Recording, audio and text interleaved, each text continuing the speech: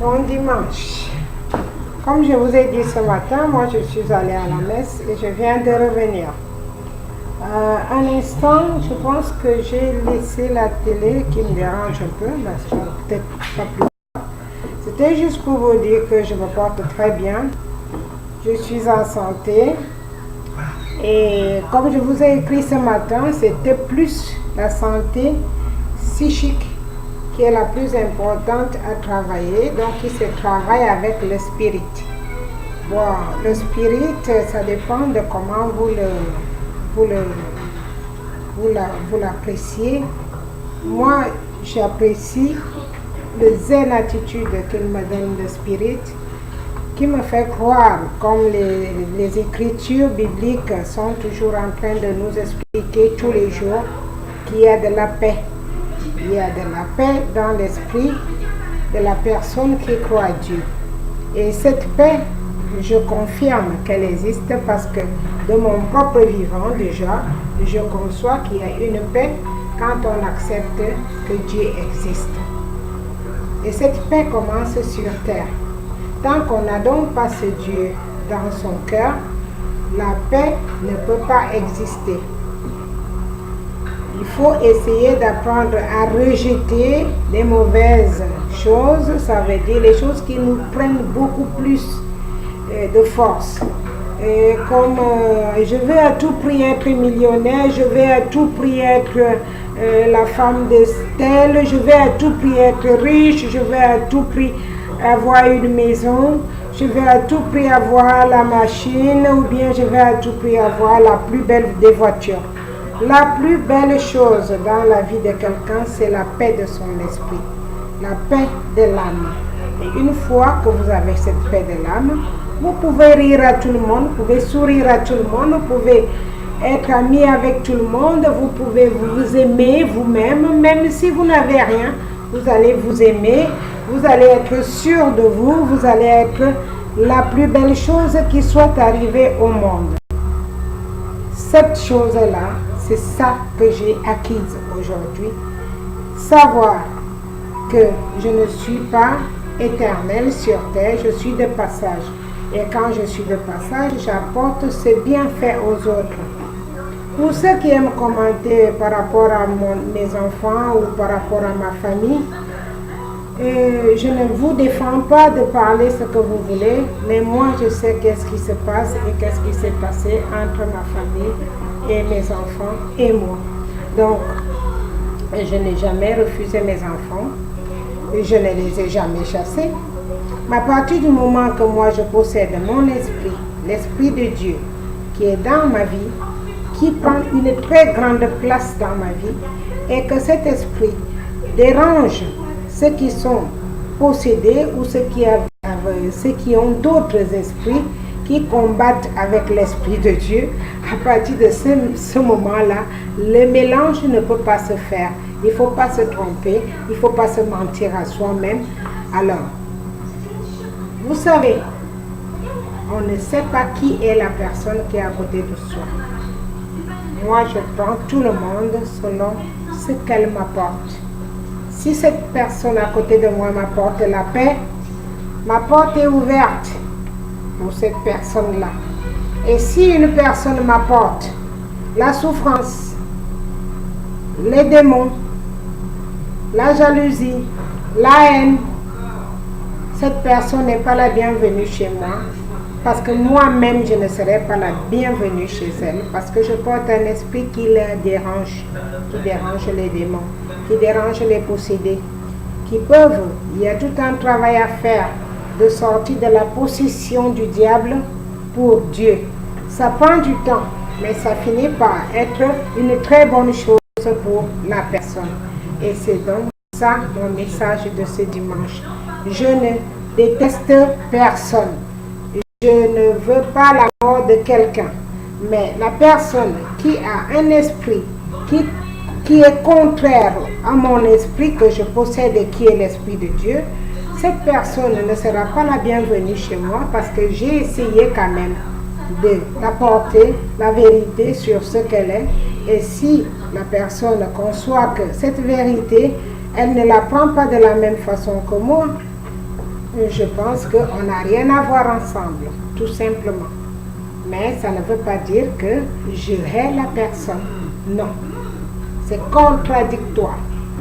Essayez d'avancer un peu dans la logique ou bien l'analyse logique qui a été appris à partir du CE2 à l'école, je crois. On a l'analyse grammaticale. Donc il y a l'analyse logique et l'analyse des choses, tout simplement. Alors, moi je suis heureuse comme je suis. Je ne suis pas riche, je ne suis pas pauvre, je suis au milieu des deux, je ne manque de rien. Les riches m'envient parce que moi je suis la joie de vivre de Cannes et la joie de vivre du monde entier. Parce que je discute, je dialogue avec le monde entier. Les enfants qui viennent vers moi, comme aujourd'hui j'ai créé une association pour aider les élèves qui viennent de l'Afrique, de l'Orient, de la Chine, des États-Unis, de l'Amérique latine, l'Amérique du Sud, n'importe où dans le monde qui s'installent sur la Côte d'Azur, qui peuvent compter sur moi pour leur montrer comment ça se passe les premiers pas d'insertion dans la France. Je ne suis pas obligée d'accoucher les enfants pour leur éduquer, mais les enfants viennent vers moi comme ça. Elles demandent de l'aide, elles demandent le secours, comment est-ce que ça se passe. Ces enfants ont envie d'apprendre quelque chose. Mais ces enfants que j'ai, même celles que moi-même j'ai vues au monde, qui ne veulent pas de mes aides, je ne les oblige pas à venir me voir, non. Mais je ne les déteste pas, ce sont mes enfants. Je crois avoir fait ce que c'est qu'une maman peut faire. Une maman qui n'a même pas attendu un jour qu'on lui dise ce qu'elle doit faire des enfants et qui ne s'attendait même pas à les avoir de toute façon. Mais je les ai eus et j'ai assumé. À partir du moment où j'assume, ça veut dire j'aime l'être humain. Si j'étais comme d'autres filles, à mon époque, mon premier enfant, je l'ai conçu par viol et très jeune, j'étais mineure. Ma maman était en vie, ma maman c'était quelqu'un qui connaissait les gens. Je pouvais avorter, mais je ne l'ai pas fait. Le second est venu de la même façon, pas de la même façon. Je l'ai eu parce qu'en Afrique, une femme, à partir de l'âge où elle a déjà commencé à faire les enfants, déjà vous les hommes africains, vous les mettez de côté. Vous les mettez en dernière position et elles se démerdent toutes seules. Donc j'étais déjà déclassée. Donc le reste pouvait venir. Je pouvais en faire 10 sans savoir où je vais, où je pars. Mais aujourd'hui, Dieu m'a montré mon chemin, qui je suis et qu'est-ce que je peux faire. Donc, ça ne m'empêche donc pas d'aider les enfants des autres. Un enfant qui m'a connue en tant que tante ou en tant que grande sœur ou en tant que maman, qui aurait écouté ce que je lui disais ou qui aurait marché sur mes pas, parce que moi j'ai marché sur les pas durs dès le début. Et à partir du moment que l'enfant africain est pire que raciste, parce que lui, il cherche le parent qui est riche tout de suite. Le parent qui est pauvre, on la fuit la plupart du temps. Ici en France, c'est honnête, c'est clair et net. Les enfants que nous amenons ici, la plupart du temps, ils cherchent le parent qui est riche. C'est à ce parent-là qu'elle fait confiance tout de suite. Et toi qui es pauvre, c'est vraiment la loterie nationale pour que tu arrives à trouver un enfant qui s'accroche à toi malgré ta pauvreté. Alors, à ma grande surprise, je me suis retrouvée avec celles qui sont venues me voir, celles qui se sont volatilisées, parce que moi, je ne peux pas être plus riche que ce que Dieu a prévu pour moi. J'ai fait ce que j'ai pu, j'ai fait ce que je peux, j'en fais ce que je peux. Je ne peux pas faire plus. Les conseils que je donne, c'est déjà beaucoup. Je partage la nourriture que Dieu me donne avec tout le monde, c'est déjà beaucoup. À partir du moment que vous me demandez trop, ce n'est plus pour moi. Ces enfants que j'accueille là, que je montre comment ils marchent, ils suivent mes pas. En moins de 3 mois, elle s'est déjà trouvé le travail. Elle a déjà un appartement. Elle sait comment on marche pour ne pas s'embourber comme moi, j'ai eu des années à m'embourber. C'est déjà beaucoup. Dieu ne dit pas. L'enfant, ce n'est pas parce que c'est toi qui l'as accouché, c'est parce que tu l'as aidé. Et quand j'aide, je ne regarde pas derrière et je n'attends rien en retour. Alors ouvrez bien vos oreilles, vous qui voulez savoir qui je suis vraiment. Je suis un envoyé de Dieu. Et beaucoup d'entre nous, nous sommes ces envoyés de Dieu. Mais on refuse de l'accepter parce que les autres vont dire ci, vos autres vont dire cela, les autres vont se moquer de toi parce que tu n'as pas pu construire une maison en Afrique. Les autres vont se moquer de toi parce que tu marches à pied. Les autres vont se moquer de toi parce que tu es pauvre. Les autres vont se moquer de toi parce que ton blanc est pauvre.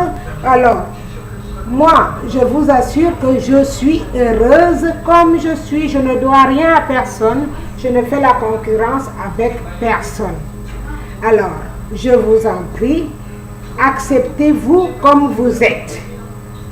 Je vous souhaite un très bon dimanche et n'hésitez pas à me demander si vous avez des choses à me demander. Il n'y a aucun souci, je vous répondrai. Et ceux qui viennent vers moi seulement quand je viens de créer quelque chose ou que je crée des entreprises, je vous ai prévenu ce matin, ma place n'est pas ouverte pour cela. Ma place est ouverte pour les gens qui me prennent comme je suis. Pas quand j'ai les moyens. Parce qu'il arrive des moments que je n'ai rien.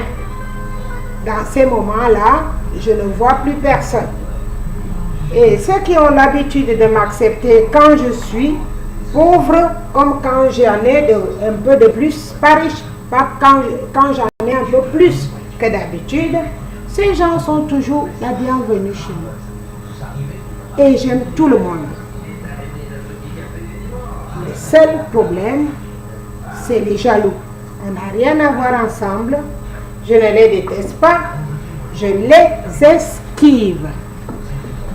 C'est ça la différence entre aimer et esquiver ou détester.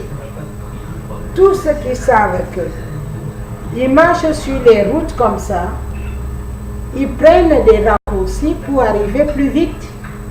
Ils ne sont pas les bienvenus chez moi. Ceux qui veulent aller sur le droit chemin et qui sollicitent mon aide, je suis là. Bon dimanche à tous, parce que je ne veux pas mentir à mon Dieu, parce que tu ne peux pas mentir Dieu. Dieu ne se ment pas. Il habite là. Comment tu peux mentir à quelqu'un qui habite dans ton corps? Réfléchissez-en un peu. Avant que tu mentes, il sait déjà. Alors, on se fait des problèmes inutilement. On se gave pour rien. Tout ce qu'on cherche, ça finit par rester ici-bas et nous partons même sans dire au revoir à ton argent que tu as gardé. C'est ça qui est malheureux. J'habite avec ceux qui ont eu des tonnes d'argent, des tonnes. Mais le jour que la mort vient lui voler, il n'y a plus rien à dire, mes chères sœurs et mes chers frères. Il n'y a pas de au revoir. Alors, tant que tu es ici-bas, fais le bien avec ton cœur, sans attendre quelque chose en retour. Merci et bon dimanche.